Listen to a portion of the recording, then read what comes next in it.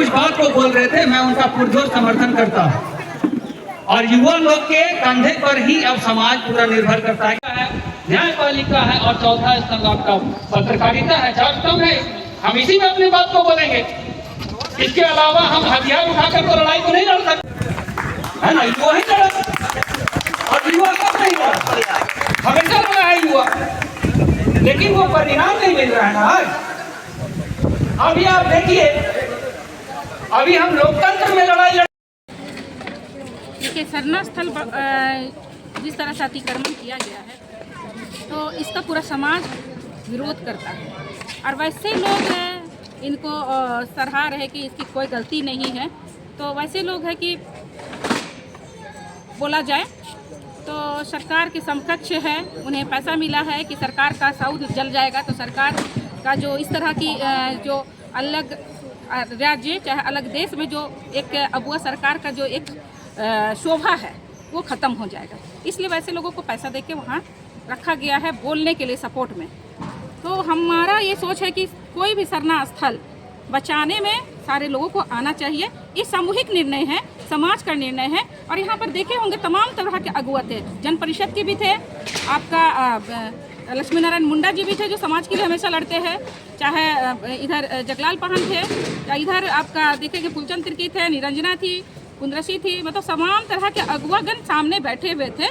तो हम लोग हमेशा सरना मशना के लिए हमेशा लड़ाई लड़ते आ रहे हैं। छोटे छोटे सरना मस्तर को हम लोग अपने तरह से लड़ाई लड़ रहे हैं, उसमें सरकार की एक भी भूमिका नहीं है उसको बचाने में। लेकिन एक केंद्रीय सरना स्थल है, इसको अगर अतिक्रमण करते हैं और हमारी मांगों को नहीं पूरा करते हैं तो इसके लिए उग्र आंदोलन के लिए अब हम लोग निर्णय ले लिए हैं, और अब हम लोग रुकेंगे नहीं। ये राज्यव्यापी आंदोलन होगा और अच्छी तरह से सरकार जान जाए अपनी करतूतों को, क्योंकि पिछले सरकार में हम लोगों ने एक भी विरोध नहीं किया, उनका कोई भी काम सरकार में नहीं हुआ। उसके पहले अगर हुआ, सरकार ने CNTS एक्ट का जो बिल लाया था, भूमि अधिग्रहण का बिल लाया था, यही सामाजिक संगठन ने बीजेपी के विरुद्ध में खड़ा होकर लड़ाई लड़ा था, और इसी के पक्ष में इसी के त्याग से ही पिछले सरकार जो है जेएमएम और गठबंधन की सरकारें बनी थी। यह पूरा सामाजिक और धार्मिक संगठन का देन है। तो अब सरकार बनने के बाद अगर हमारी बातों को नहीं सुनते हैं तो ऐसा सरकार ना रघुवर के समय भी आंदोलन कर रहे थे और अब वह सरकार के समय में भी आंदोलन कर रहे हैं। तो अब हम लोग सामूहिक निर्णय लेके हम लोग जनशक्ति जो है, अपने समाज की जनशक्ति है, उनको पैदा करेंगे और वो निर्णय दबा के रहेंगे कि ये गलत है तो गलत है, हम कोई भी सरकार के पक्ष में नहीं है। परिचय निरंजना हेरेंज टोप्पो, आदिवासी केंद्रीय परिषद महिला। देखिए, हम लोग सरना स्थल को बचाने में, और जो लोग विरोध कर रहे हैं वो सरना स्थल को बेचने में। उन्हें लग रहा है कि कोई विवाद ही नहीं, लेकिन सब पूरा समाज देख रहा है, पूरा देश देख रहा है कि सरहुल शोभा यात्रा जब हजारों लाखों की संख्या में यहाँ जब नाचते गाते लोग इस केंद्रीय सरना स्थल पर आते हैं तो उसके लिए कितनी जगह होनी चाहिए।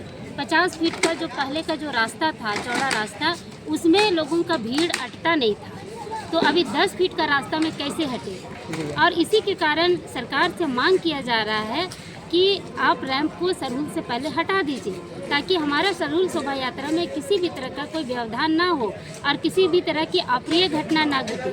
हमारा लड़ाई किसी संगठन से नहीं है।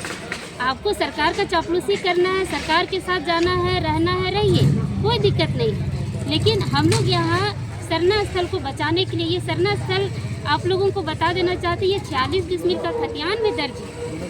और ये ऐतिहासिक इसलिए है कि हमारे जो पुरोधा रहे हैं कार्तिक उराव जी, बाबा कार्तिक उराव जी, रामदयाल मुंडा जी, उन्होंने इस सरना स्थल को लूटने से बचाया है, और इसीलिए इसे हम ऐतिहासिक मानते हैं।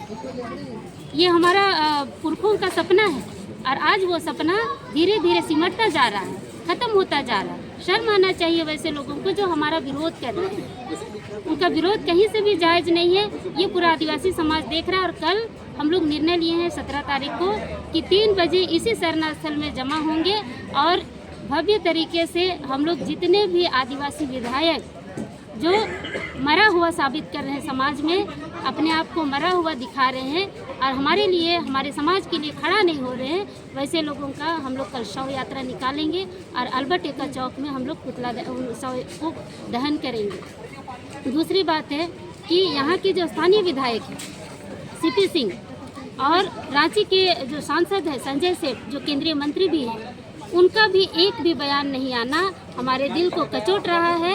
आप आदिवासी वोट से आप जीतते हैं, सांसद बनते हैं, विधायक बनते हैं, लेकिन जब आदिवासियों के मामले आते हैं तो आप चुपचाप हो जाते हैं। तो इसलिए कल उनका भी शव यात्रा पूरे गाजे बाजे के साथ निकाला जाएगा, आदिवासी रीति रिवाज के साथ निकाला जाएगा और अल्बर्ट एक्का चौक के चारों तरफ सारे शवों को रखकर हम उसका अंतिम संस्कार करेंगे। परिचय दीजिए। मैं कुंद्रसी मुंडा, आदिवासी जन परिषद की उपाध्यक्ष।